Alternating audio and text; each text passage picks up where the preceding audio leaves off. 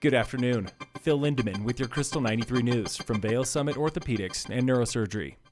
An Eagle County man is missing in Mexico and feared dead or possibly kidnapped. The Vail Daily reports 73-year-old Rodney Davis disappeared last week while camping with friends on the Baja Peninsula. He was driving to a nearby town and never returned. Since then, his bank account has been drained and his iPhone password changed. The FBI is involved. If campaign fundraising is the litmus test, Colorado's 3 statewide booze bills are the biggest questions on the ballot. Supporters of all 3 bills have raised nearly $26 million, including money from Kroger, Safeway, and DoorDash.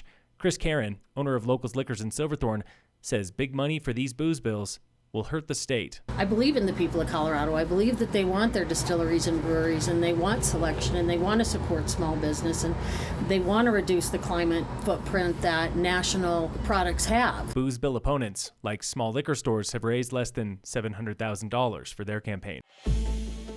This week on the State of Summit, like your high school crush, the Colorado Avalanche Information Center got hot this summer. We have been working on it for a long time. It feels really good to have it out, but we're still sort of nervous about the change. That was Ethan Greene, Executive Director at the CAIC. Today they unveiled a new website built around 3 big changes: forecast zones, forecast timing, and a growing team. We are increasing our staff, not just forecasting staff, but also support staff, people that have worked on the technology projects.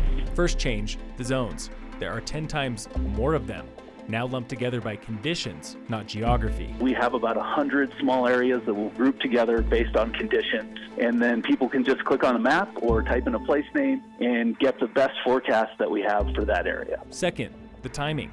Forecasts are now published in the evening instead of the morning. Avalanche education courses are teaching people to plan, so they make decisions on where they're going before they get into the field, and so we wanted to support that by providing the forecast to people sooner. Behind the scenes, Greene's forecasting team is now 25 people strong, the biggest ever, and they are using a new platform developed in Canada. Hopefully it allows them the ability to really look at the avalanche conditions, what sort of messages they want to get out to the public, and craft them in a way that they're not encumbered by the software or by the structure of the forecast product. Greene hopes the sexy new CAIC is simpler for the public, even as the job itself gets more complex. We see a lot of potential to change the back end to create better products as we get, better modeling, better remote sensing throughout the state, more data from the public. He says afternoon forecasting is the standard in Europe and Canada, mornings the standard for most of the U.S., and they thought it was time for a change. I think it's a benefit to everybody all around and hopefully exciting for the public as well as the forecasting staff. This is actually the CAIC's 3rd forecasting makeover.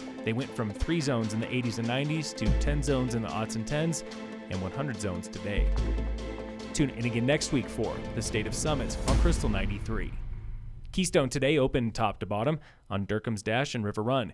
You no longer have to download the gondola.